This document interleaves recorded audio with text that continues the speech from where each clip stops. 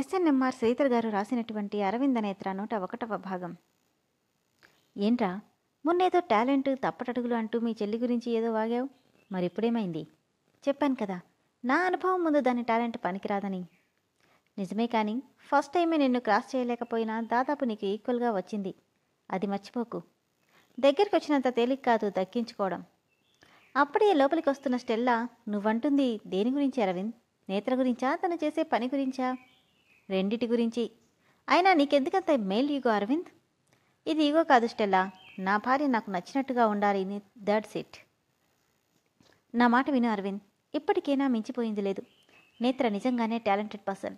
నీ మాటలు చేతలతో భరించలేక నేత్ర వాడి కంపెనీలో జాయిన్ అయింది తప్ప, నువ్వే తన వెన్ను తట్టి పైకి లేపితే మన కంపెనీని మీ ఇద్దరూ కలిసి మంచి పొజిషన్లోకి తీసుకెళ్ళచ్చు.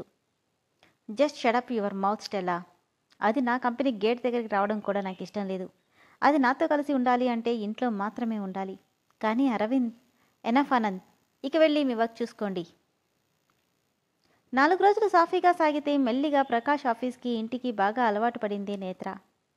ఈ మధ్య చాలా వరకు ప్రకాష్ కంపెనీకి షోస్లో పెద్దగా పర్ఫార్మెన్స్ ఇవ్వకపోవడంతో, గెలవకపోయినా నేత్ర డిజైన్స్ వల్ల టాప్ 2లో నిలబడడంతో ఆమెను తక్కువ అంచనా వేసిన ఆఫీస్ స్టాఫ్ అంతా కూడా క్రమంగా తనకి రెస్పెక్ట్ ఇవ్వడం మొదలెట్టారు. May I coming madam? Yes coming అంటూ డోర్ వైపు చూసిన నేత్రకి నవ్వుతూ నిలబడ్డ విక్కీని చూసి, నువ్వు నా దగ్గర పర్మిషన్ అడగడం ఏంటి విక్కీ? ఏం చేస్తామమ్మా, బండ్లు ఓడలు, ఓడలు బండ్లు అంటే ఇదే అంటూనే లోపలికి వచ్చి తన ఎదురుగా కూర్చున్నాడు. ఎంత ఓడలు బండ్లైనా నువ్వు ఈ కంపెనీ ఎండివి, నేనిక్కడ పనిచేసే డిజైనర్ని, అంతే. నవ్వి, ఎప్పుడూ ఒకేలా ఉంటే ఈ నేచర్ అంటేనే నాకు చాలా ఇష్టం నేత్ర అంటూనే టేబుల్ మీద ఉన్న ఆమె చేతిని నెమ్మదిగా తన చేతుల్లోకి తీసుకున్నాడు విక్రమ్. అతని చేతి స్పర్శ తనలో అలజడి రేపి చిరాకు పుట్టించడంతో నవ్వుతూనే ఆ చేతిని విడిపించుకుని, నువ్వేంటి ఇలా వచ్చావు? ఏం లేదు నేత్ర, అర్జెంట్ పని మీద వెళ్తున్నాను. కాకపోతే ఈరోజు అసిస్టెంట్ మేనేజర్ పోస్ట్కి ఇంటర్వ్యూస్ ఉన్నాయి, వాటిని నువ్వే హ్యాండిల్ చేయాలి, అది చెప్తామనే వచ్చాను. నేనా?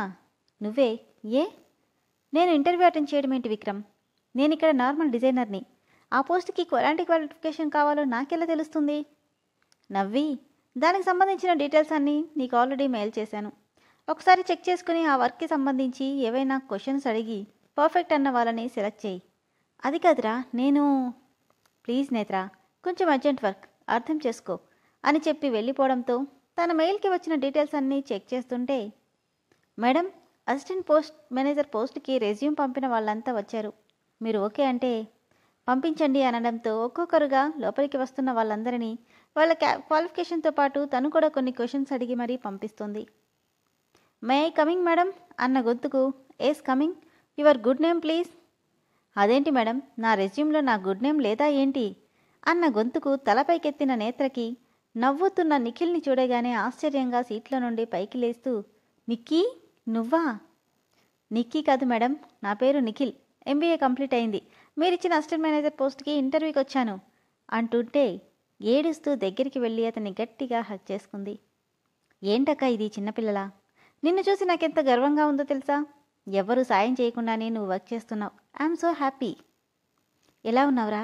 అమ్మ నాన్న ఎలా ఉన్నారు? నాన్న నీ మీద కోపంగా, అమ్మ నీ గురించి బాధగా బాగానే ఉన్నారు అంటుంటే నవ్వుతూ వాడి తల మీద కొట్టి, ముందు కూర్చో అంటూ ఆర్డర్ చేసింది కాఫీ.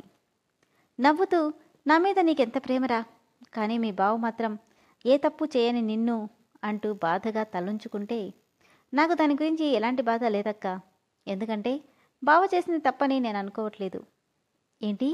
అవునక్క, అన్విని నేను ఇష్టపడుతున్నానన్న విషయం తనకి అర్థమైంది, చెప్పి చూశాడు.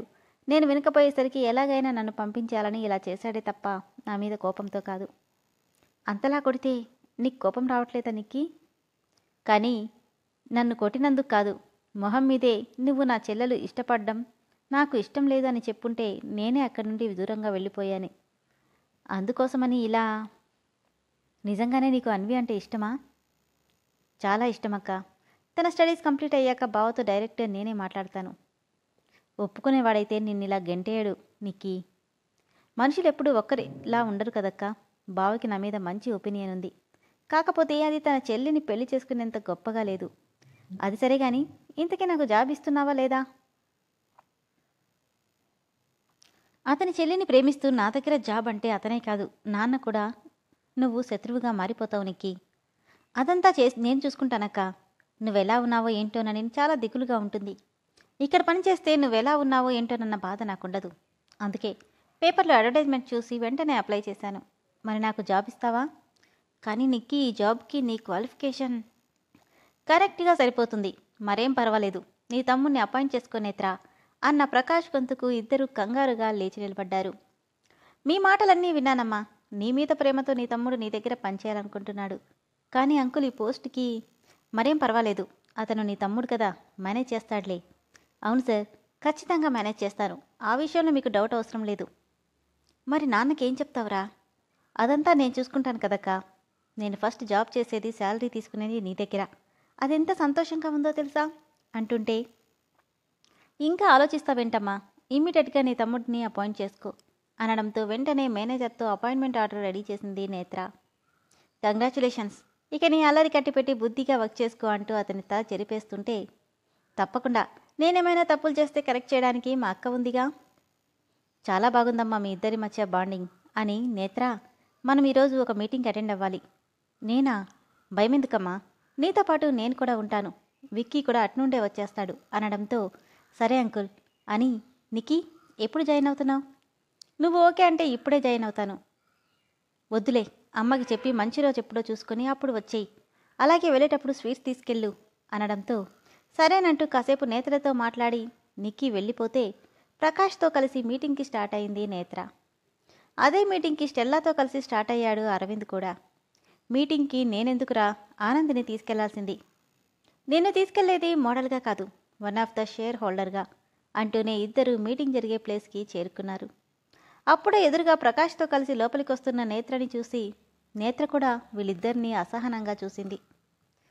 తన ఫీలింగ్స్ అబ్జర్వ్ చేస్తూనే స్టెల్లాని చేయి పట్టుకుని దగ్గరికి లాక్కొని నడుస్తున్నాడు అరవింద్.